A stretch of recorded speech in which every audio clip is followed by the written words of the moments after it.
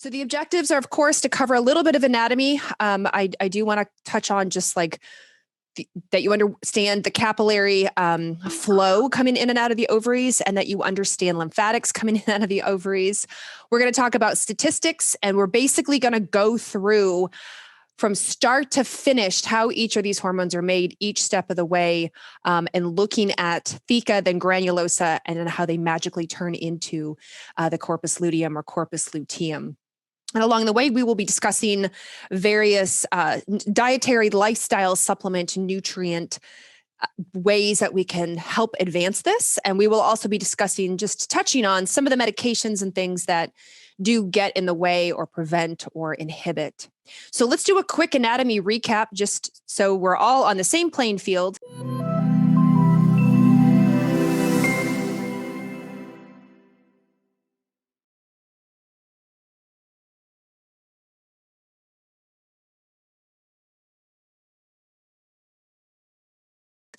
This is the uterus. This is the uterus. You can see the fallopian tube. You can see the two ovaries on either side, uterus right in the center.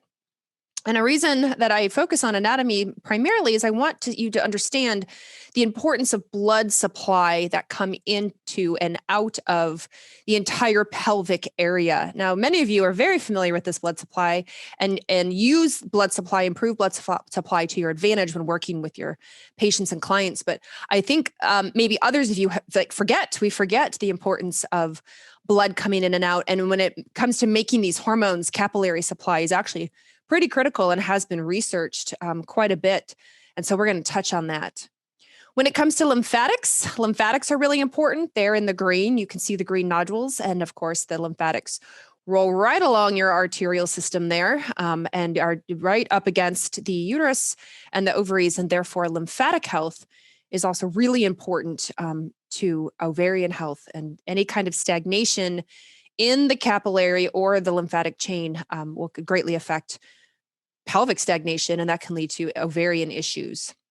What about the position of the uterus? While we are talking about the ovaries for 95% of today's webinar, I do want you to understand that the position of the uterus does matter, and it can affect all sorts of things in the pelvic bowl. So you'll see little symbols there, AV or AF, RV, RF. So that's anteverted, anteflexed, retroverted, retroflexed, and right dead in the center is called M, or midline. So the uterus, right in the center, maybe antevert, is what's considered normal. And if it's too flexed forward, it starts to push on the bladder. And if it's too flexed back, then it will start to press on the colon. Now, remember, when the uterus itself starts to swell with blood as she gets closer to her menses, she goes from about 4 ounces to 8 ounces. So imagine if you're flexed backwards, 8 ounces pressing against your colon, it can definitely cause or trigger some GI issues, especially constipation. Or imagine if she's flexed forward and now she has 8 ounces pressing on her bladder, it could really affect that. But while we're talking forward and backwards, remember the uterus can shift side to side as well. And any of that shifting, for whatever reason, will pull the ovaries and fallopian tubes with it. And so positioning of the uterus can matter anatomically for everything around it, whether it's, again, the bladder, the colon, maybe even contribute or affect endometriosis. And then, of course, the positioning of the ovaries, it can sort of shift them, even just a couple centimeters or so is a big deal. So something to keep in mind. And we will talk about this as we get into treatment. So let's do a physiology recap, and then we will really sort of look very closely as we get into each cell. So whether she wants to or not, the female body centers everything around the potential to become pregnant and procreation.